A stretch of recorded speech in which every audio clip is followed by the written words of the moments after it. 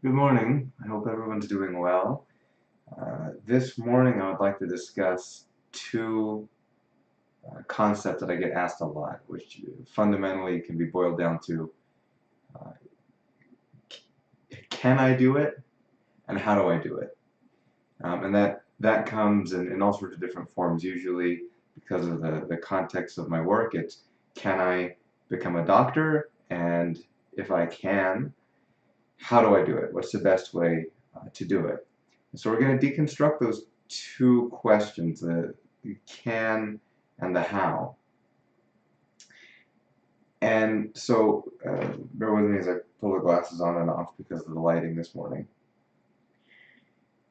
So the first part to address is, can I become a doctor? And that's a question I get all the time. And it usually comes in the form of a student comes to me and they describe, here are the 300 million circumstances that comprise my identity right now.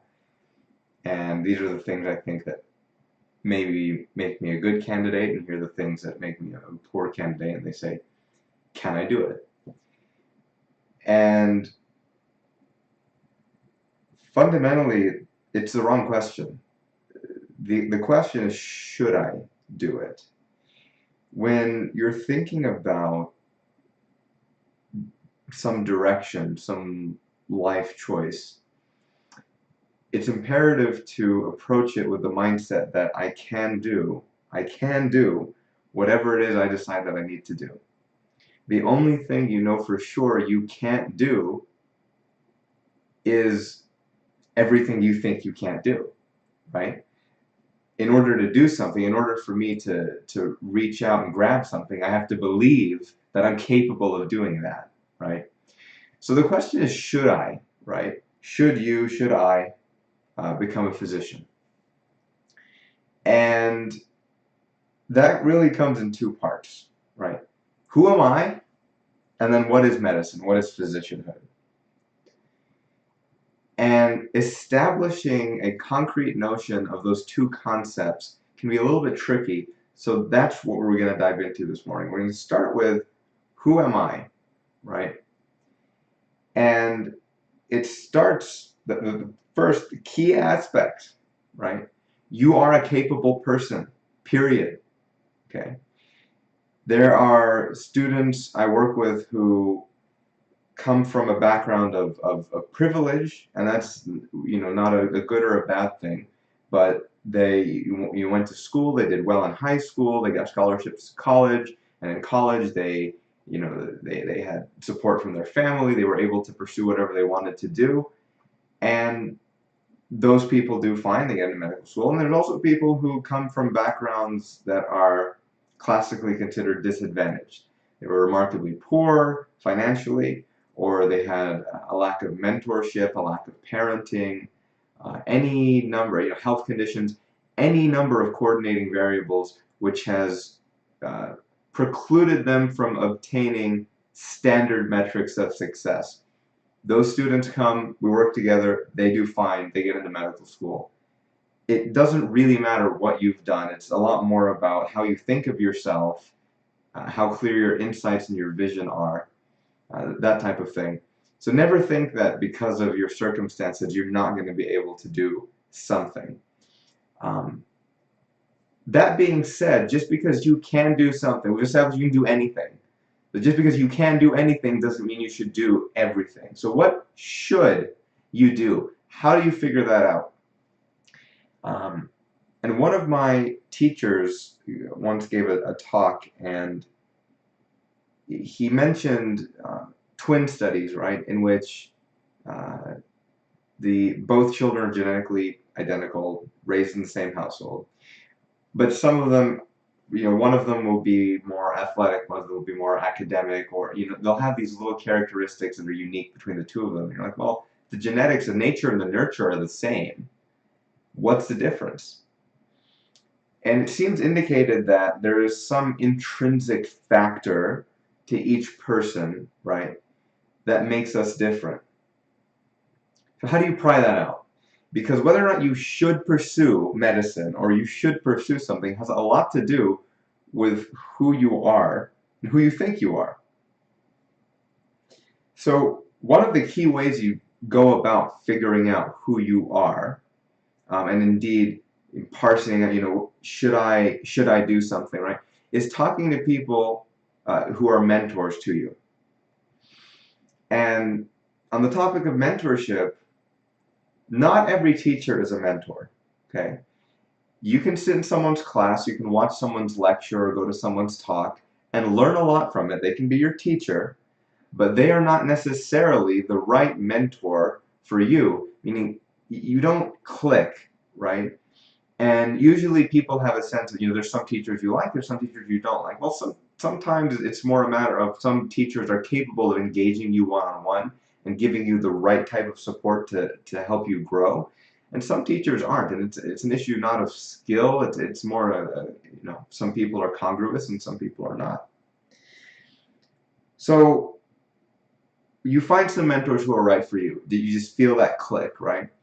And there's really two that you want to engage when you're trying to figure out, should I do something? The first is someone who knows about that thing and who has an understanding of you. Okay.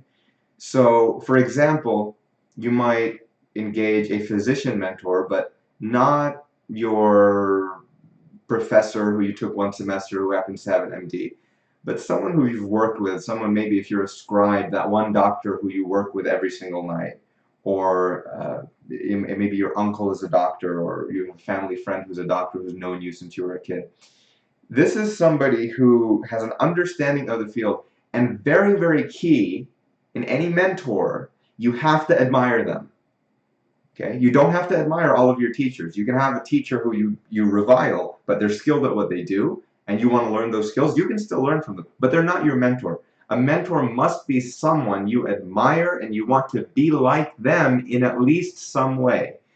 So you have this individual, you admire them, you'd like to be like them. They know you, and they also know the field, the thing that you're contemplating. Should I do it? This individual is going to be able to give you a sense of what characteristics about you are in line with that field. Okay? So they'll say, working with you, I think, or having known you since you were a kid, you have a very strong grasp of how to talk to people in difficult situations, right? For example, or you're a very strong academic. I really like the way you think. You have a great way of conceptualizing things, and that's really going to serve you if you decide to go into an academic medicine field. Or they'll have that discussion with you, right? Where they will help you understand what about you fits the field. The second type of mentor is going to flip that around. This type of mentor is someone who doesn't know much about the field. It'll be up to you to describe to them, okay, here's what I think I might be getting into. Here's why I think I want to do it. But this is a person who knows you very, very, very well.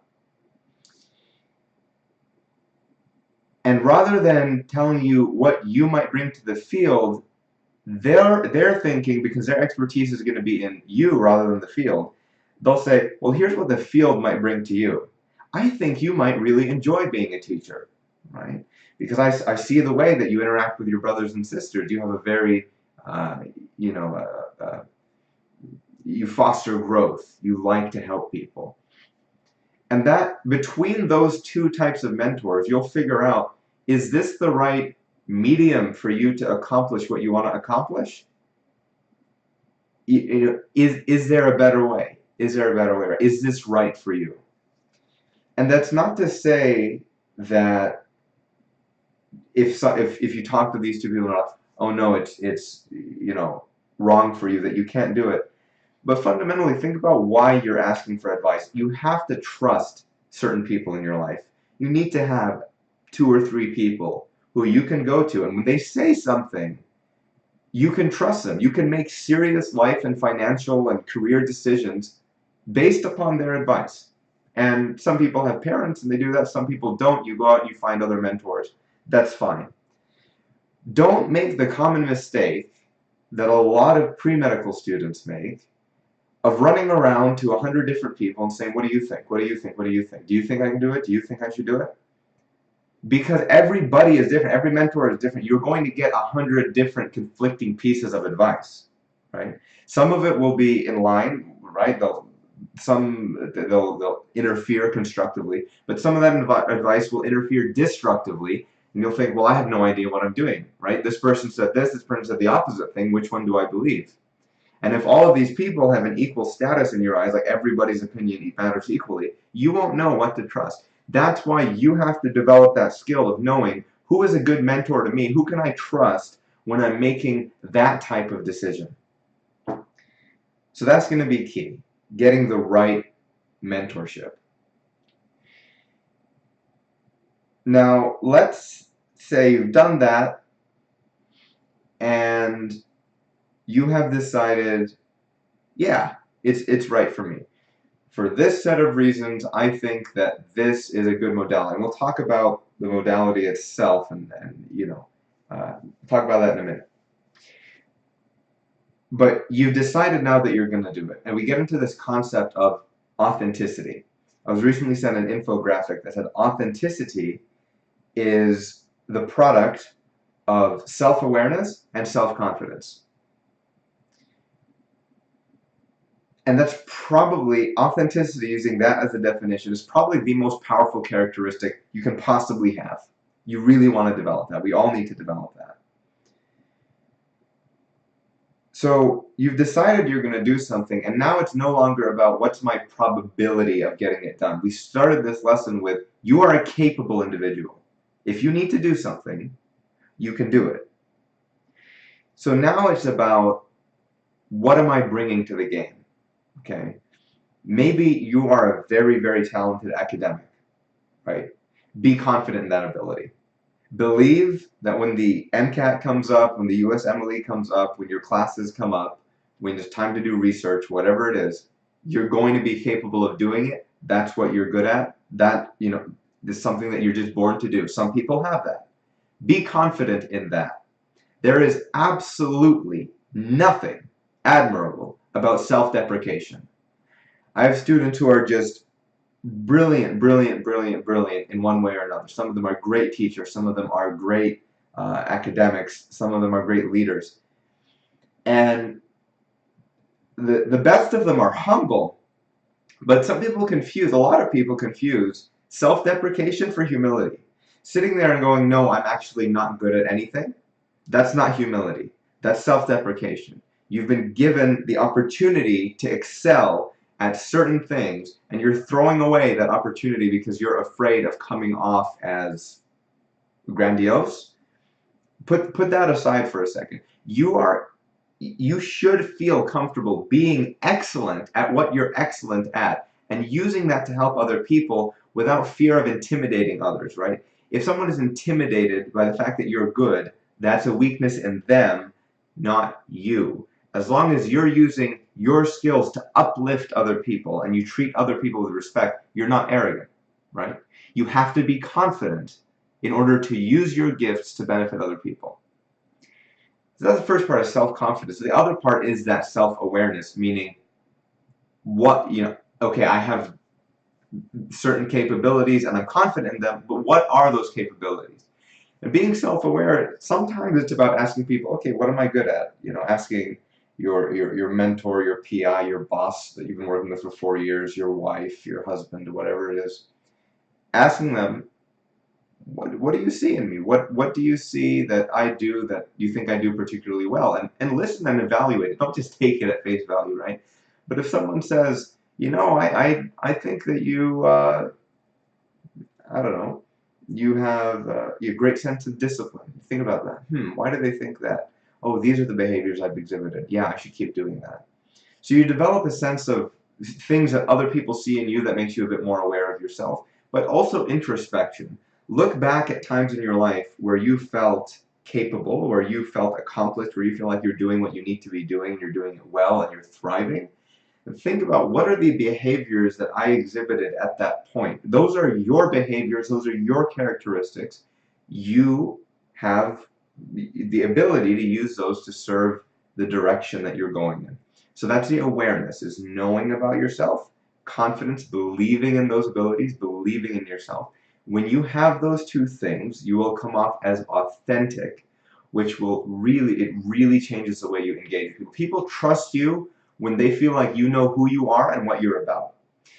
And think about it. You'll have a lot of people who are not classical examples of what they do, but you trust them. There's someone who maybe is very loud or obnoxious or sarcastic, and that's not the type of person you'd think, oh yeah, I see those characteristics on paper, that's someone I want to trust. That's someone I want to go to on a day when I'm really weak. But you go to them anyway. If you ask yourself why, I was like, well, they're very genuine. They tell it like it is, right?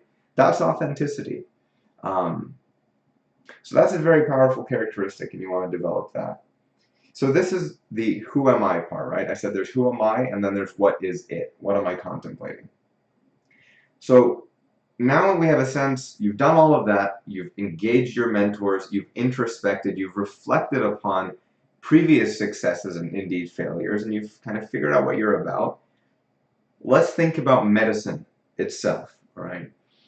We know already that you can do it. Whatever it is, you can do it if you decide to do it. But here's the thing that you got to start with when you're contemplating a career direction. Nobody, believe me, nobody actually wants to be a doctor.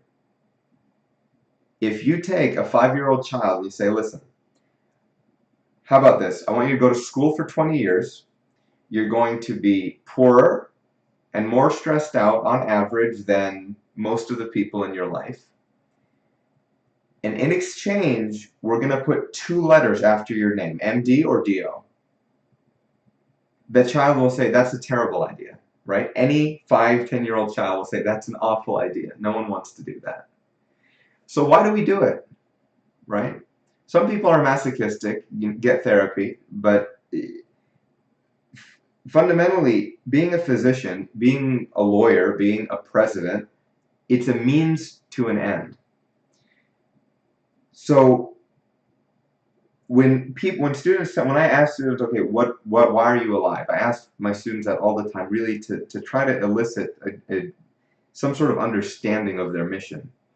Why are you alive? What are you about? What gets you out of bed in the morning? Say, I want to be a doctor. I'm like, it's not really good enough.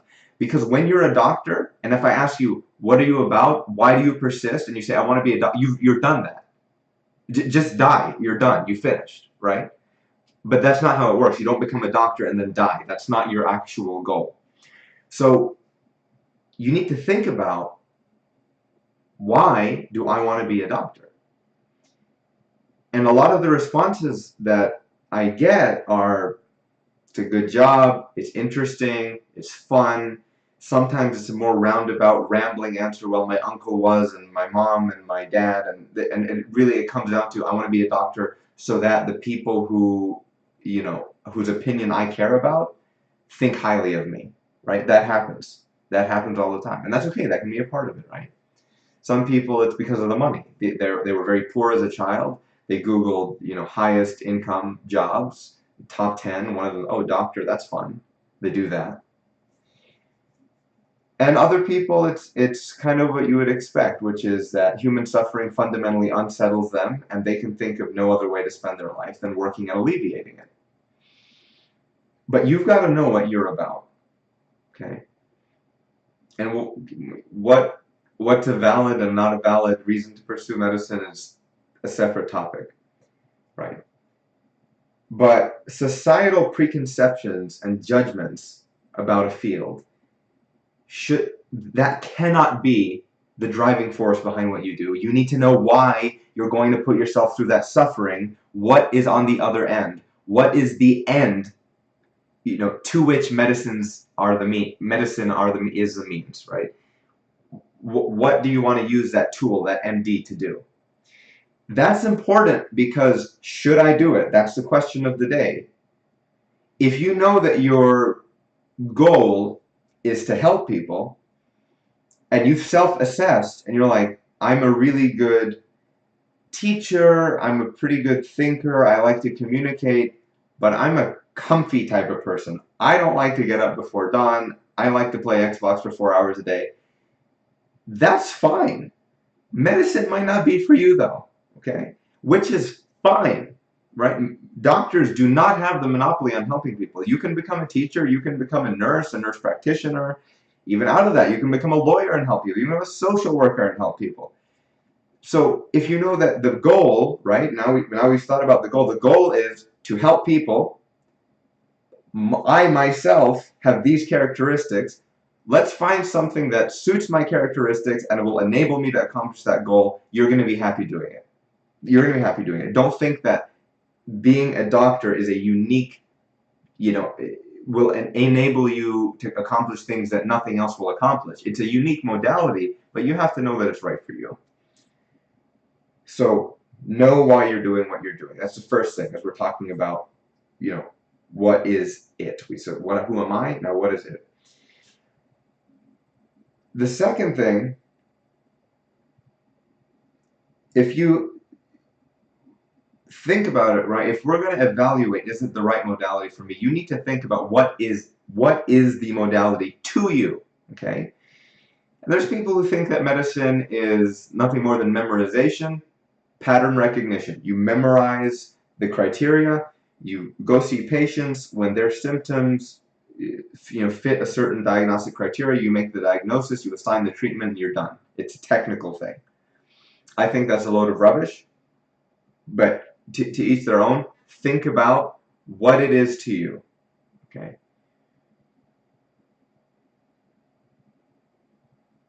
Once you have an idea, you've engaged your mentors, you've read books, you've listened to talks, you've observed professionals in the field. That's why you do all those things as a pre-med, by the way.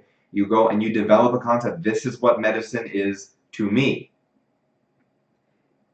Be comfortable knowing when you're right without other people telling you that you're right. Okay? So when you go and you do those things and you say medicine is these things, don't wait for someone to come along and say, you get it, kid. You know what medicine is. It's not going to happen. We must develop the capacity to know when we're right, to believe that you're right. And if you've thought of the evidence, you went out and you did those things, you've thought of it, and you've come to a conclusion, it's a fine conclusion. Go with it. Go with it. Just because your friend, at Texas A&M, your friend at Harvard, your friend at UT Southwestern has a different conception of what medicine is, doesn't mean you're wrong. Okay? Now, this is critical because once you have a sense of what it is, that is the first step in being able to grow towards that thing, right? To embark upon that journey and to convey that you know what you're doing. When you write your applications, you're going to have to write as if you know what you're getting into. Well, you're not a doctor yet. How do you know what medicine is? You have to have the courage. You have to have the courage to sit across from someone at interview, they're a doctor, and not to, if they say, okay, what does medicine mean to you? And I'm, well, I don't know, I don't really, I'm not a doctor yet. You have to say something. I think medicine is this and this and this and this because of these experiences, and this is how I want to practice it for these reasons, and I hope to have this impact. You're in.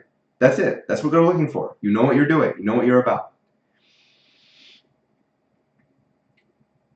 And when people engage you, you'll find that as soon as you have that authenticity, as soon as you have that clear image of what you're doing and how you want to do it, that's when you start getting haters, right?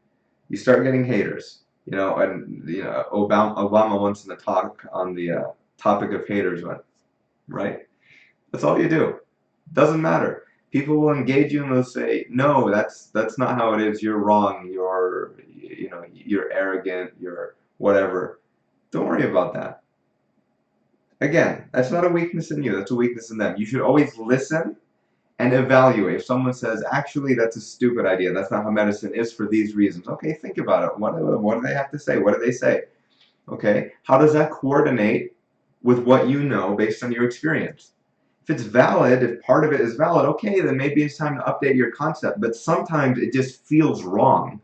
Someone says something to you, they're in a position of power, they're a teacher, they're an advisor, right? And they say something to you that just doesn't fit, it doesn't feel right. You're like, I don't think that that's true. And then you have this internal conflict of, I want to believe in myself, but do I have a right to believe in myself? Should I kind of lower my head and accept what this person's telling me?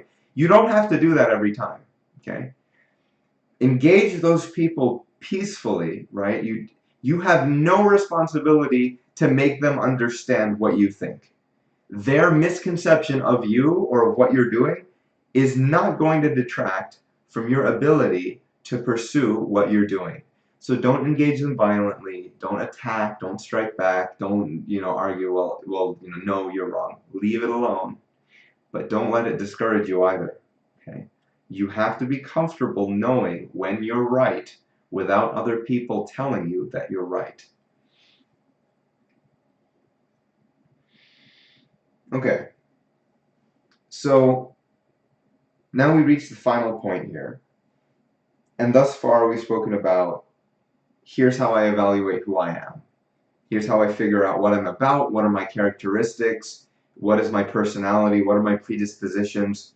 Then I think about, okay, what is the thing I'm trying to do? You gather information, shadow people in the field, ask trusted mentors, and you get a picture of, what that is, and then you kind of reconcile those two things. Is this right for me?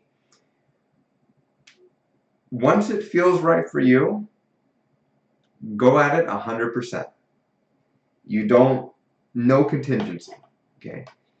I was speaking to, it was one of my interviewers, and one of the characteristics they're told to look for is flexibility. And when undergraduate advising, this is often misinterpreted. Say flexibility, and your advisors will tell you when you get asked the question, "What if you don't get in?" or "What would you do besides medicine?" You should have something ready. That's the dumbest thing I've ever heard. You shouldn't. You should not. The interviewer was telling me a story. He said he had this guy who was interviewing with him, and he said, "So what would you do if not medicine?" And this guy's like, "Well, actually, I was looking, and there's this park ranger job across town." Really? That's how little conviction you have? That's how unsure you are that this is the right thing? That's not what flexibility is. In another interview, this interviewer was really grilling me and trying to figure out, okay, so what if I get into medicine and I don't like it? I'm in my third year of med school, I'm in rotations, I hate it. What am I going to do? And even though I'm like, I'm going to finish. I'm going to finish it. And she's like, okay, so you'd finish it. Yeah, okay, so it shows stick-to-itiveness. But then she's like, but you don't like it. She's really trying to get at something. And I answered her question. At the end of the interview, I'm like, what are you going for? Right? I'm trying to pick her brain a little bit. What are you doing? Don't do that, by the way. But she said, we need to know that people are flexible, meaning that there's different paths. You can go 100 miles per hour in this direction, and when you realize that you no longer want to go to that destination, you just take an off ramp. You slow down, take an off ramp, get on the other highway, go 100 miles there, right? 100 miles per hour there. That's flexibility. It's the ability to believe in what you believe in and to pursue it 110%. Go full speed in that direction without any reserves. Expect the best. We always expect the best outcome. If and when reality does not coincide with our expectations, we adjust.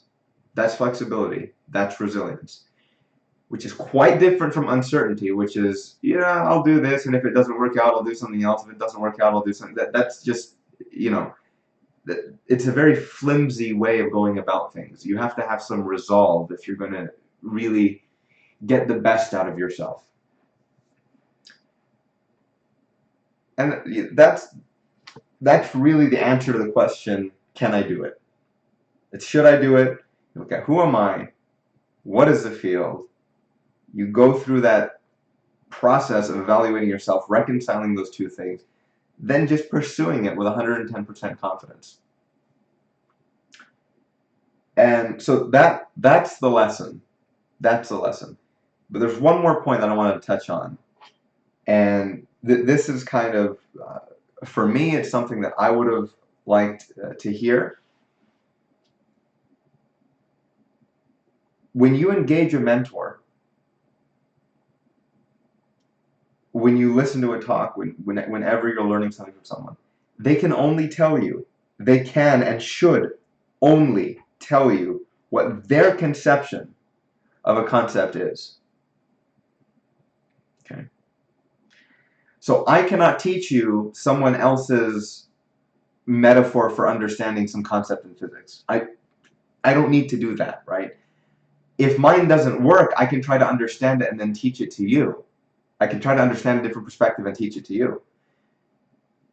But a mentor will only teach you what they know. What they know.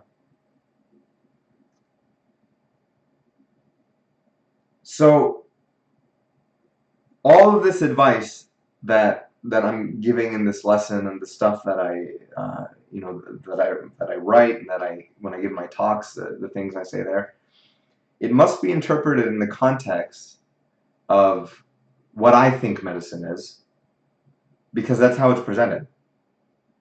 And I have students who come to me all the time and they say, can you look at my essay? Can you help me on an interview? Can you be my mentor? And what I've learned, my inclination has always been to say, yeah, of course, I'll help you. I don't care who you are, where you're coming from. If you want help, I'll help you out. Which is very, excuse me, it's actually very irresponsible of me. And so I've stopped doing that. Because I have students who come to me and they are very myopically fixed on certain things that I think are completely superfluous and inappropriate in the practice of medicine. I can't help you, right? It's not kind for me to engage people and say, yeah, let me help you do something that I think is terrible, right? I'm not doing them any service. If they ask for my opinion, I'll say, here's my evaluation of the things that you're doing. I think you shouldn't do them, or I think you should do them.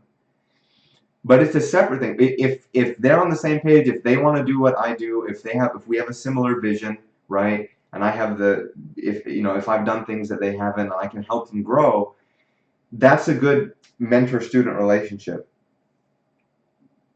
But sometimes people are just not what you're about. You can't help them, right? You shouldn't be the one. You can refer them to someone, but they're not the right people for you. So my concept of medicine.